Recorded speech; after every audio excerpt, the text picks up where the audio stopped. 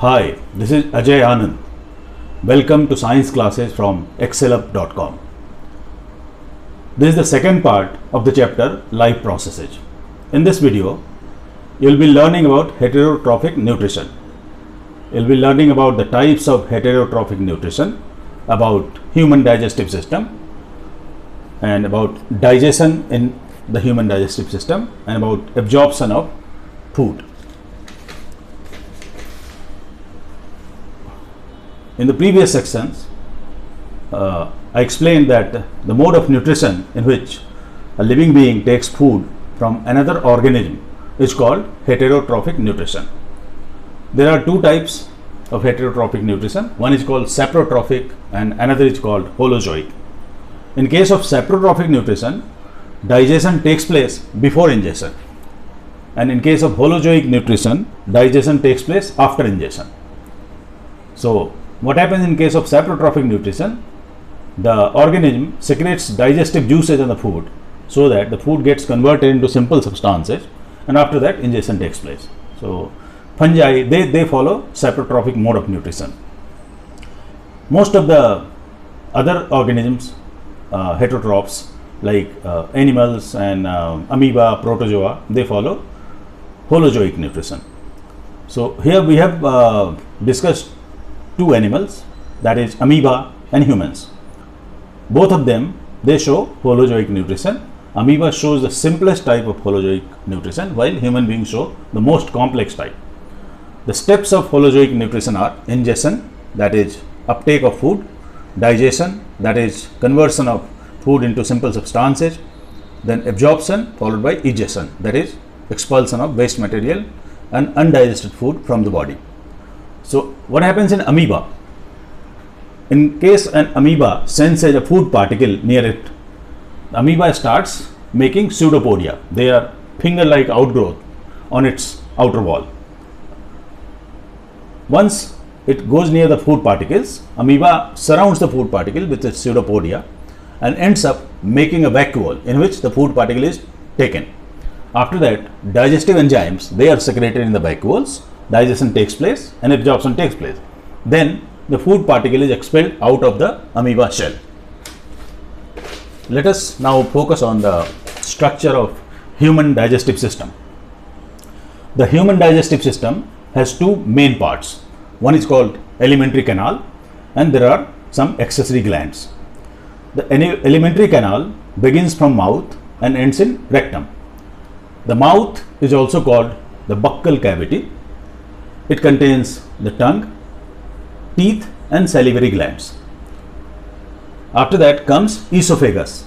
It's a tubular organ which connects the mouth with stomach. Stomach is a bag-like structure. It appears like the English letter J, and it lies somewhere below the diaphragm. Then comes the small intestine.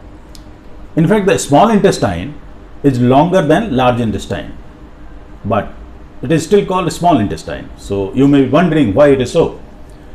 In fact, the lumen or diameter of a small intestine is smaller than that of large intestine, and that is why it has got the name small intestine.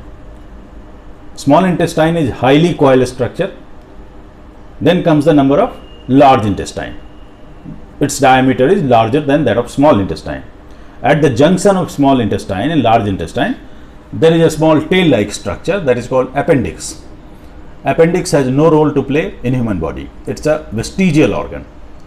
Now let us talk about the accessory glands. The gland at the top is, they are salivary glands situated in mouth. Salivary glands secrete saliva. Then comes the liver. Liver is the largest gland and largest organ in the human body. Liver makes bile. Bile from livers is stored in gallbladder, from where it is released time to time and sent to small intestine. The pancreas, it is situated between the intestine and stomach, and it's an elongated organ. The pancreas secretes many enzymes and it also secretes insulin. So this is all about the structure of the digestive system. Then you need to know about peristalsis. What happens when we take the food always moves ahead in the alimentary canal. This is being made possible through peristalsis. Peristalsis is the rhythmic alternate contraction and relaxation of different parts of alimentary canal is called peristalsis.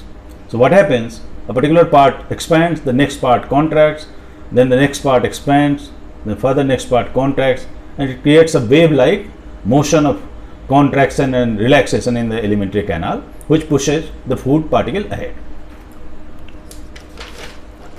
Now, let us talk about digestion of food. In the human body, digestion takes place at three places.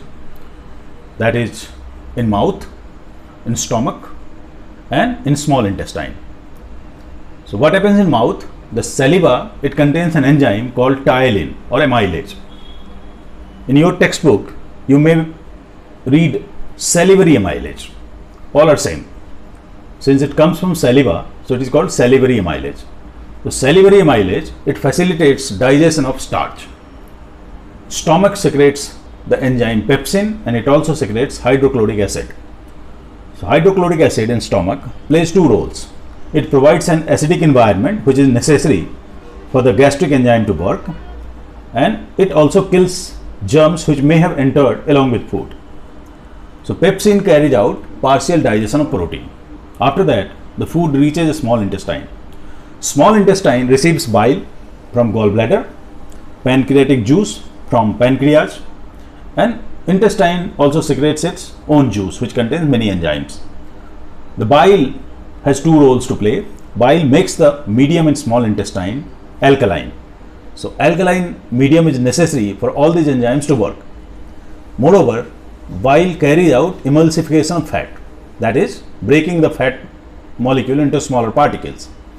This makes it easy for the enzyme to work on fat. So what happens in small intestine? It contains many enzymes like trypsin, chymotrypsin, amylase, sucrase, etc. The complete digestion of proteins takes place here. Then the digestion of glucose, fat, sucrose, and other food materials, all of them, they take place here. So the major portion of digestion happens in small intestine, and digestion is completed in small intestine. After that, no digestion takes place in the large intestine or anywhere else. After digestion comes the number of absorption. It happens in the later part of the small intestine. The inner lumen of small intestine has many finger-like outgrowths, so the surface becomes highly convoluted. These structures, they are called villi. Villi is a plural term and the singular term is villus. So villi they are richly supplied with blood capillaries. And what happens here? The simple food substance and nutrients, they get absorbed through the wall of villi. The villi serves two purposes. Number one is they narrow down the lumen of small intestine so that the food stays for a longer duration in the small intestine, giving ample time for absorption to happen. Moreover, villi also increases the surface area so that greater surface area is available for absorption of food.